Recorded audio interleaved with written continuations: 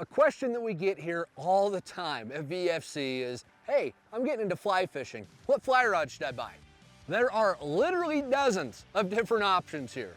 Fly rods come in all sorts of different lengths and weights, but to understand what fly rod is best for you, you've got to understand a few key concepts about fly rods first. Fly rods are categorized by three things: their length, their weight, and their action. Most fly rods are 9 feet long, although you'll find some as short as 6 feet and others as long as 11.5 feet.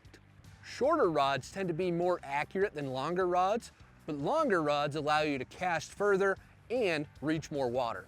A fly rod's line weight rating tells you what size of fly line that rod was designed to cast. A 5-weight rod needs 5-weight line.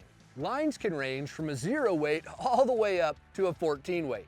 14 is the heaviest, biggest line, and 0 is the lightest.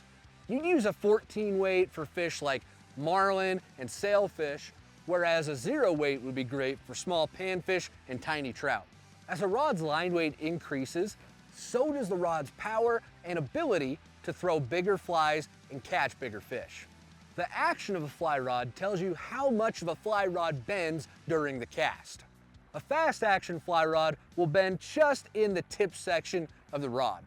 A medium fast rod will bend in about the top third to the top half of the blank. A slow action rod will bend all the way from the tip down to the cork. Faster rods tend to be easier for beginners to learn on than slower rods. Now that we've covered the basics, what length, weight, and action do we recommend for a beginner?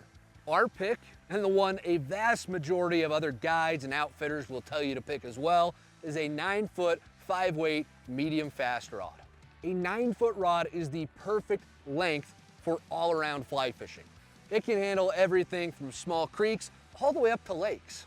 A 5-weight is just about smack in the middle of our available weights that go from 0 to 14. A 5-weight line is heavy enough to cast a wide variety of flies, but still delicate enough to cast dry flies to wary, spooky fish. A 5-weight gives you a ton of versatility in the types of flies you can throw. You can cast everything from streamers, double nymph rigs, all the way down to smaller dry flies. 5-weights have enough backbone to land big trout, and you can even catch bass on them, but they're not so heavy that it's not fun to land smaller panfish on them too.